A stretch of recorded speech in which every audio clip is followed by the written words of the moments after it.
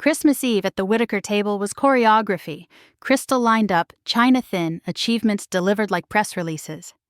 Tonight, I was the agenda. "Nora, we need to discuss your living situation," my mother said, carving. That tone, satin over steel, meant a verdict. I set my fork down. Around the oval, Dad at the head, Ethan with his wife Claire, Ruby with her fiancé Daniel. "What about it?" I asked, though the floor had tilted. "It's time you found your own place," Mom said, not looking at me. Dad nodded. "You're 28. People ask, and it's awkward."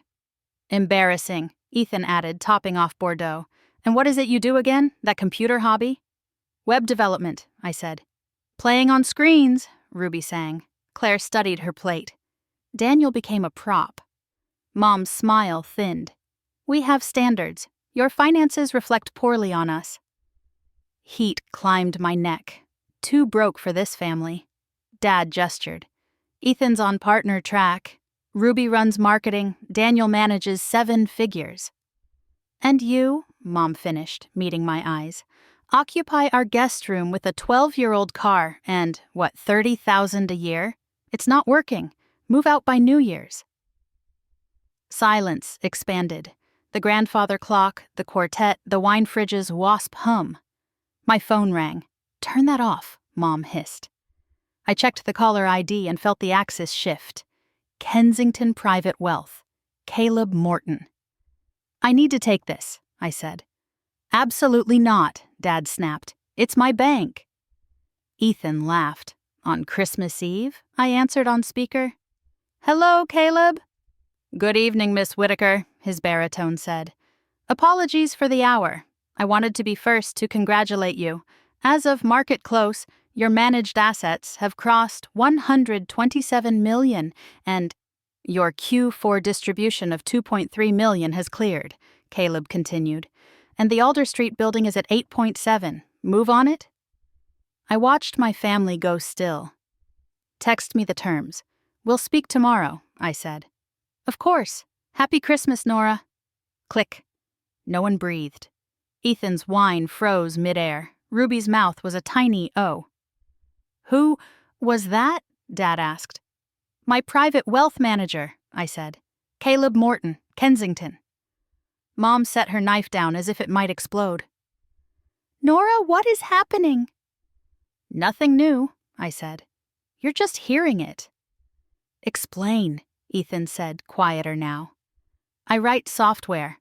8 years ago, I built a platform that handles the unglamorous parts of running a small business. Inventory, scheduling, invoices, payroll. Instead of custom sites, I licensed it." Daniel spoke for the first time. "Subscription?" "Monthly," I said.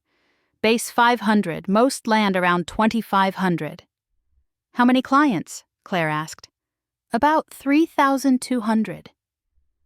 Ethan's lips moved, doing math. Dad beat him to it, voice hoarse. "That's between 1.6 and 16 million a month." "Average 8, I said. "We reinvest, keep it boring, buy buildings our company occupies. I seeded a marketing agency, a few e-commerce shops, some angel bets.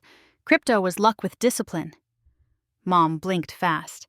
"You've been living here, why?" "Because I'm gone half the year," I said. "And because I wanted to be near you, even when you didn't want to be near me." Silence again, but different. Claire's eyes warmed. Ruby studied her napkin. Dad cleared his throat. "We were cruel." "Accurate," I said. "But fixable." He swallowed. "How?" "Start with questions, not verdicts." I stood, gathering plates. "Tomorrow, if you want, we can begin." Morning smelled of truce. I woke early, brewed coffee, and opened my laptop while the house slept. Caleb's text waited. Terms for Alder Street, clean inspection, seller concession, close in 30 days. I stared at the renderings. Light through sawtooth windows, brick with earned scars, and saw rooms for people like my clients to breathe. Mom patted in, shawl around her shoulders. "Can I watch you work?" "Sure," I said, swiveling the screen. "Not the money part, the problem solving." She listened, as I mapped an onboarding flow that shaved minutes off a bakery owner's day. No eye rolls, questions. When the others joined, Dad poured coffee. "I owe you an apology," he said. "We mistook quiet for small." "Accepted," I said, with interest paid by curiosity.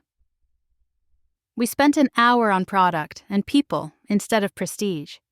Ethan asked about hiring, Claire asked about support metrics. Ruby said, "If you open a space in Alder, I'll help brand it." "That's the plan," I said. "A co-working floor for founders and shop owners. Classes at night, childcare credits, barriers removed." Dad blinked. "That sounds useful." The word landed like furniture that fit. I called Caleb on speaker. "We're in at 8.7. One condition. A community grant carved from lease income." He chuckled. "That's very you, Nora. Done." We ate, then moved to the living room where the tree blinked like a metronome. No bragging, no resumes, just stories of what we each built. When I rolled my suitcase to the door, Mom squeezed my fingers. "Come back tonight?" "Yes," I said. "Let's start as we mean to go on."